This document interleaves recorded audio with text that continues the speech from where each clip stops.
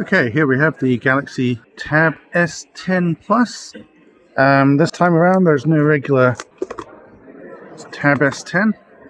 Instead it's just the Tab S10 Plus and the Tab S10 Ultra. This time around Samsung also makes the leap to MediaTek's processors. Under the hood you'll find the Dimensity 9300 Plus, which brings, as you might guess, some added power efficiency, a boost in performance, and it also helps keep the price down. We all know that Snapdragon chipsets are a little pricey. So how does it feel? It's a flat edge.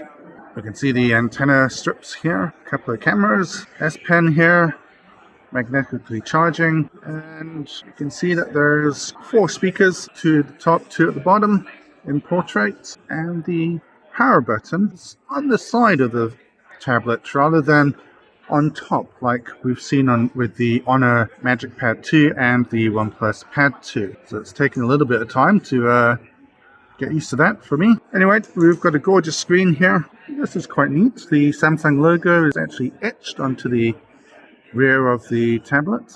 Regardless of which Galaxy Tab S10 model you choose, it will come with a whole lot of Galaxy AI features included. And we'll just have a quick squiz at what we can expect. It's pretty much the same as what we've seen on the Galaxy S24 series. Chat Assist, Interpreter, Note Assist, Transcript Assist, Browsing Assist, Photo Assist, Drawing Assist, Photo Ambient Wallpaper, and Health Assist. You can choose to only have the data processed on device instead of being sent up to the cloud.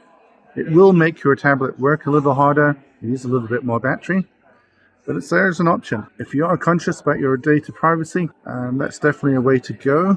We've got dynamic AMOLED 2X displays here, and typically Samsung, it's really gorgeous. What else do we have?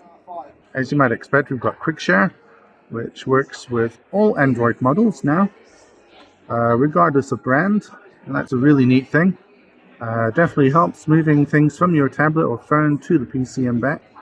See what apps Samsung has included here. Got Samsung Shop, Smart Things, Flow, PenUp, helps with health, TV, Samsung Messages, which is again is a little redundant,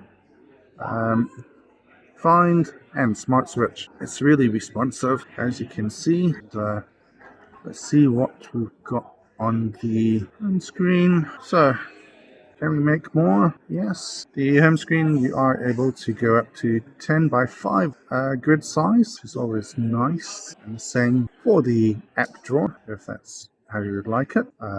Display wise, we've got adaptive refresh rate, which goes up to 120 Hz, or standard, which just limits to 60 Hz at most. Unlike the Google Pixel tablet, you can get a keyboard case and Galaxy S10 Plus and Galaxy S10 Ultra, with the added bonus of, if you have a case for one of their predecessors, the Galaxy S9 Plus or the S9 Ultra, they will also fit the brand new tablets. So you don't need to buy a brand new case or keyboard case or anything.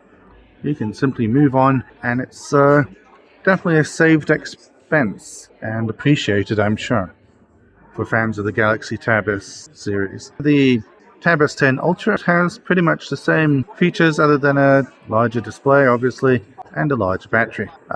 Typically Samsung charging is limited to 45 watt. It's a shame that Samsung doesn't switch up the charging speeds a little bit more. Yeah, so the Galaxy Tab S10 Plus, not cheap, but it is a premium product, and it is coming with 7 generations of OS upgrades, as well as 7 years of security patches. So there is that. You should be able to get your money's worth out of this tablet. This has been Peter from TalkAndroid.